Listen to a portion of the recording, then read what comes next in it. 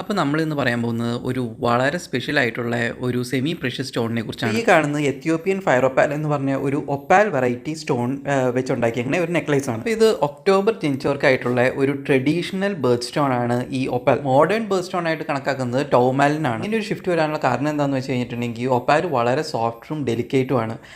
ആ സമയത്ത് ടൗമാലിൻ കുറച്ചും കൂടെ ഹാർഡറാണ്, കുറച്ചും കൂടെ ഡ്യൂറബിൾ ആണ്. ഒപ്പാൽ ഒരു വളരെ സോഫ്റ്റ് ആയിട്ടുള്ള ഒരു വൈറ്റ് സ്റ്റോൺ ആണ്. സോഫ്റ്റ് എന്ന് പറയുമ്പോഴേക്കും അതിൻ്റെ ഒരു MOHS വാല്യൂ എന്ന് പറയുന്നത് 5.5 to 6.5 MOHS ആണ്. ഇപ്പോൾ ഈ കാണുന്നതാണെങ്കിൽ എത്തിയോപ്യൻ ഫയർ ഒപ്പാൽ എന്ന് പറഞ്ഞിട്ടുള്ള ഒരു വെറൈറ്റിയാണ്. ഇതുപോലെ തന്നെ ഓസ്ട്രേലിയൻ ഫയർ ഒപ്പാൽസ് അവൈലബിൾ ആയിട്ടുണ്ട് മാർക്കറ്റിൽ. ഇതിനെ ഫയർ ഒപ്പാൽസ് എന്ന് ജനറിക്കലി വിശേഷിപ്പിക്കുന്നത് എന്താണെന്ന് വെച്ച് കഴിഞ്ഞിട്ടുണ്ടെങ്കിൽ ഇതിൻ്റെ അകത്തുള്ള പ്ലേ ഓഫ് കളേഴ്സാണ്. അതായത് ലൈറ്റുമായിട്ട് കോൺടാക്ട് വന്നു കഴിയുമ്പോഴേക്കും ഇതിൻ്റെ അകത്ത് റെഡ്, ബ്ലൂ, ഗ്രീന്, യെല്ലോ എന്നീ കളേഴ്സ് ഫ്ലാഷ് ചെയ്യും. അതുകൂടാതെ പല ആംഗിളിൽ വെച്ച് കഴിഞ്ഞാൽ വേറെ ഒട്ടേറെ കളേഴ്സും ഇത് ഫ്ലാഷ് ചെയ്യും. ഈ ഒപ്റ്റിക്കൽ ഫിനോമിനൻ പറയുന്നതാണ് പ്ലേ ഓഫ് കളേഴ്സ്. അപ്പോൾ ഈ എത്യോപ്യൻ ഫയർ ഒപ്പാൽ ഒരു മിനറൽ അല്ല, ഇതൊരു ഹൈഡ്രേറ്റഡ് സിലിക്കയാണ്. ഇതിലുള്ള മൈക്രോസ്കോപ്പിക് സിലിക്ക സ്പിയേഴ്സ് ഈ ലൈറ്റ് അടിക്കുമ്പോൾ അത് ഡിഫ്രാക്ട് ചെയ്യും.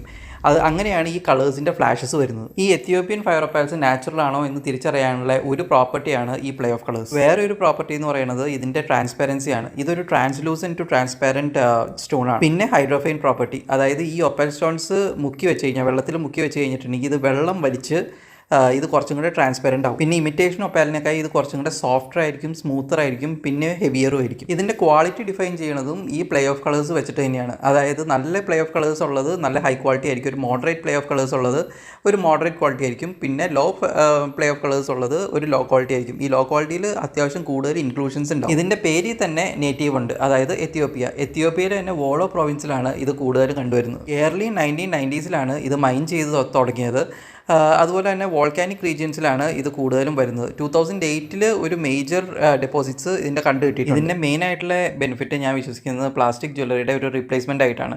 പക്ഷേ അത് കൂടാതെ തന്നെ emotional healings, spiritual growth, physical benefits എന്നിവയൊക്കെ കൊണ്ടുവരും എന്ന് വിശ്വസിക്കുന്നുണ്ട്. പിന്നെ എത്യോപ്യയിലെയൊക്കെ ഫോൾക്ലോറിൽ ഇത് ഒപ്പാൽസ് യൂഷ്വലി കൺസിഡർ ചെയ്യുന്നത് ഡിവൈൻ ഗിഫ്റ്റ് ആയിട്ടാണ്, സിംബിളൈസിങ് ഹോപ്പ് ആൻഡ് റിന്യൂവൽ. അത് കൂടാതെ ഇത് പ്രൊട്ടക്ഷനും സ്പിരിച്വൽ കണക്ഷൻസും ഒക്കെ ആയിട്ട് അസോസിയേറ്റ് ചെയ്തിരിക്കുന്നതാണ്. ഈ എത്യോപ്യൻ ഒപ്പാൽ 2008 ഇതിൻ്റെ മൈൻസ് കണ്ടെടുത്തതെന്ന് പറഞ്ഞല്ലോ, മെയിൻ ആയിട്ടുള്ള മൈൻസ്.